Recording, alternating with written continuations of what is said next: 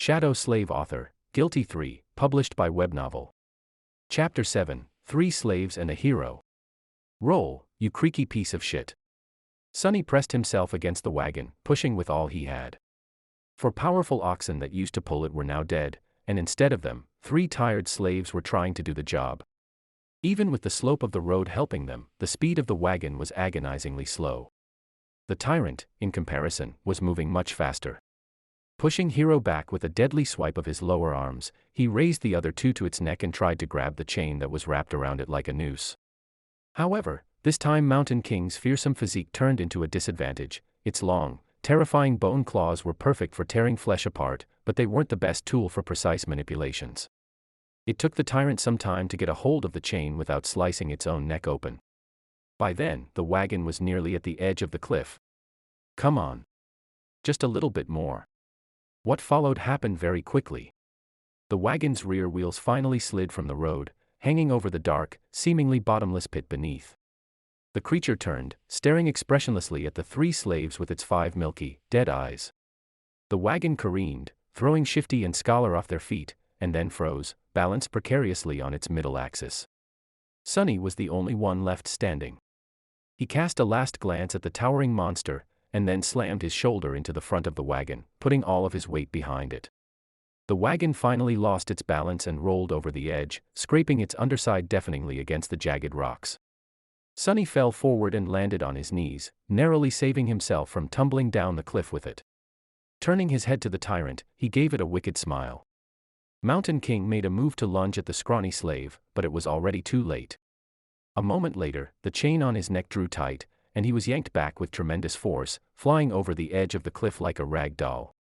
The creature fell into the darkness silently, as though refusing to believe that it was defeated by a tiny human.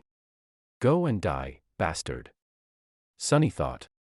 Then he took one deep, ragged breath and dropped to the ground, utterly exhausted. Is this it? Did I pass the trial? He rested on the cold stones, staring at the night sky, and waited for that faintly familiar, but elusive voice to announce his victory. But instead of that, wave after wave of pain that he had earlier chosen to ignore finally started to catch up with his abused body. Sonny groaned, feeling hurt all over. The skin on his back, slashed by a slaver's whip and pierced by the bone spikes of a newborn larva, especially, was in agony. He was also starting to shiver, once again consumed by the dreadful cold. I guess not. His thoughts were slow and muddy. What else am I supposed to do? A dark figure appeared above him. It was Hero, looking calm and as handsome as ever. There were dirt and scratches on his armor, but otherwise, the young soldier appeared to be fine. He extended one arm to Sonny. Stand up. You'll freeze to death. Sonny sighed, accepting that his first nightmare was not over. Then he clenched his teeth and slowly rose to his feet, ignoring Hero's helping hand. Around them, there was a scene of utter carnage. Except for the 3 slaves and Hero, every member of the caravan was dead.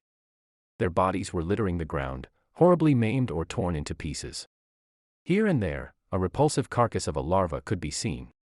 Shadows cast by the bonfire were dancing happily across the stone platform, seemingly unperturbed by this morbid view.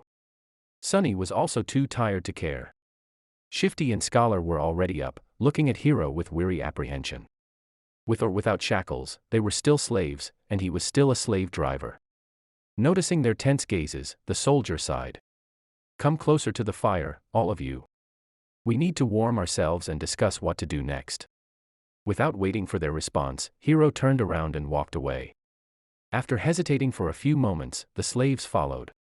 A bit of time later, the 4 of them were seated around the bonfire, soaking up pleasant heat. Shifty and Scholar were close to each other, maintaining a safe distance from Hero. Sonny sat apart from everyone, not because he had a specific reason to distrust one more than the others, but simply because he didn't like people in general. Growing up, Sonny was always a misfit. It's not that he had never tried to become close with someone, it's just that he seemed to lack the ability. Like there was an invisible wall between him and other people. If he had to put it in words, Sonny would say that he was born without a small, but important gear in his brain that everyone else seemed to possess. As a result, he was often baffled and stumped by human behavior, and his attempts to imitate it, however diligent, inevitably fell flat. This strangeness made others uncomfortable. In short, he was a bit different, and if there was one thing people hated, it was those different from them. Over time, Sonny simply learned to avoid getting too close to anyone and settled comfortably into his outcast role. This habit served him well, since it not only made him self-reliant, but also saved him from being stabbed in the back by shady characters on multiple occasions. That's why he was not thrilled to share the rest of this nightmare with 3 strangers. Instead of trying to start a conversation, Sonny sat quietly by himself, lost in thoughts. After a few minutes, Hiro's voice finally broke the silence. Once the sun rises, we will gather whatever food and water we can find and go back down the mountain. Shifty gave him a defiant look. Why should we go back? To be put in chains again. The young soldier sighed. We can go our separate ways once we leave the mountains. But until then, I'm still responsible for your lives. We can't continue up the road since the way over the mountain pass is long and arduous. Without the supplies that were stored on the wagon, your chances of making it are not high. That's why going back is our best hope. Scholar opened his mouth, planning to say something, but then thought better of it and remained silent. Shifty cursed, seemingly convinced by Hiro's rational words. We can't go down. All 3 of them turned to Sonny, surprised to hear his voice. Shifty barked a laugh and glanced at the soldier. Don't listen to him, your lordship. This boy is, touched by the gods. He's crazy, is what I'm trying to say. Hiro frowned, looking at the slaves. The 2 of you are only alive thanks to this child's bravery. Aren't you ashamed to badmouth him so? Shifty shrugged, showing that he wasn't ashamed at all. The young soldier shook his head.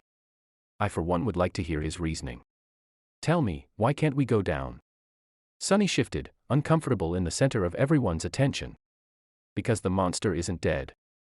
Install web novel app to get more copyrighted chapters.